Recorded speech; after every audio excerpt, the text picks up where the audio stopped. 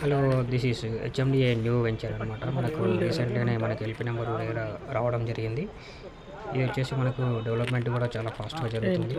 ఇక్కడ CC roads complete అయిపోయినాయి, under drainage అయిపోయింది, వాటర్ ట్యాప్ కనెక్షన్ అయిపోయింది. ఇటు సైడ్ మనకి న్యూ షాద్ నగర్ అనేది అప్కమింగ్ డెవలప్మెంట్ ఏరియా.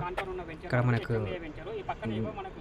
అతి చేరువలోనే ఇల్లు కూడా సో ఇటు పక్క మనకు NH-44 అనేది చాలా రీజనబుల్ డిస్టెన్స్ లోపల ఉంటుంది, జస్ట్ 500 మీటర్స్ లోపల.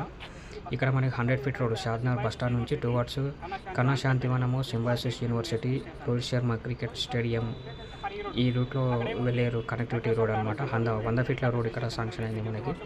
సో ఇక్కడ సైడ్ చూసుకుంటే మనకి షెడ్యూల్ కూడా మన